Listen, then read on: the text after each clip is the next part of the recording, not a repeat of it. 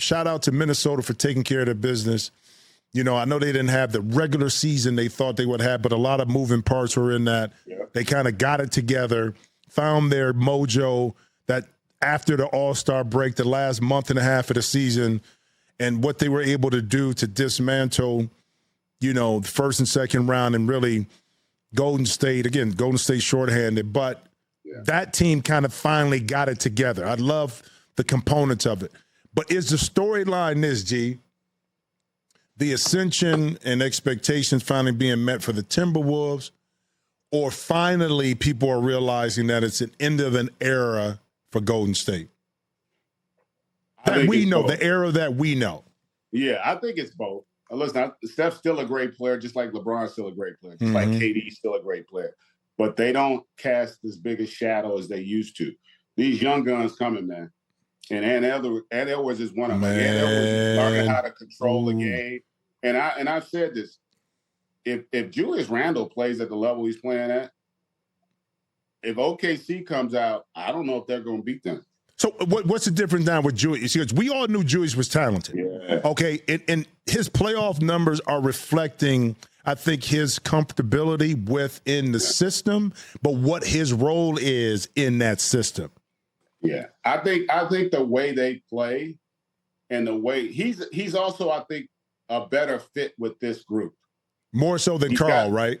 Karl-Anthony more so than Karl, and I think Karl's a better fit with the Knicks. Yep.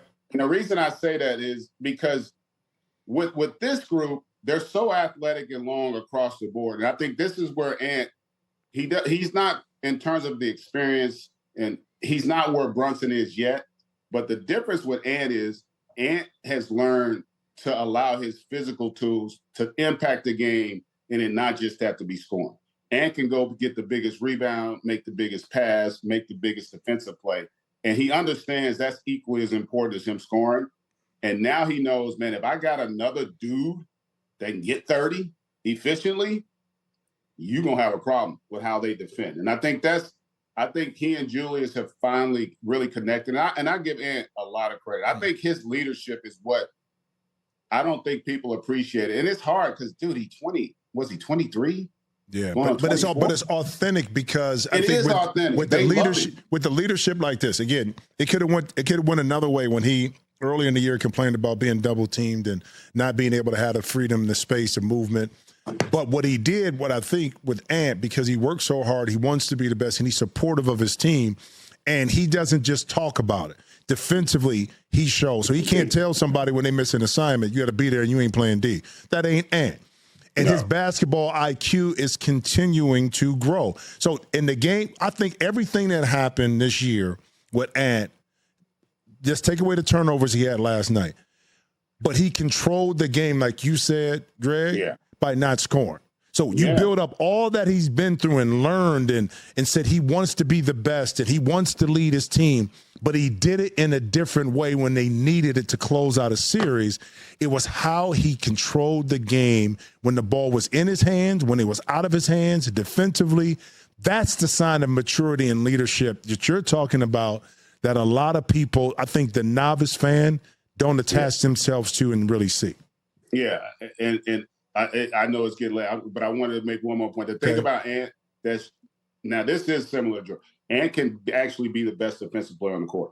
Like, he can dominate a game defensively. He can go guard your best offensive player 1 through 3.5. You know, you're not going to put him on Jokic for the whole game, but he can go and be locked down defensively, and that's what's unique about him. Like, a lot of guys can't do that, and he can physically do it, and he's learning. What's scary, man, is, his best basketball is still ahead of him. That's what's scary. He's still growing, man. It's unreal. But to watch his growth, and to me, it's the mental part, and now understanding the little nuances of how to get his shot, when to get his shot, when to draw, when to give it up. Yeah. That, and to be more efficient as he does it. That, to me, from a young man who was physically gifted, but now is understanding the basketball one-on-one. 101. On how the game really is operated at a high level between the ears. And that's the beauty to watch. I just noticed, G, that it'd be ironic if it's Minnesota and the Knicks, and with all the storylines because of the movable parts. Yeah, but then it's just one of those things too, where you got some young talent mixed with some guys who are a little bit older that now have a chance to do something special. Yeah. The Mike Conleys of the world, have a chance to really do something special. Check out new episodes of The Jim Jackson Show every Thursday. Watch on the Rich Eisen Show YouTube page. Follow the show on Instagram @Jim Jackson Show, or listen wherever you get your podcasts.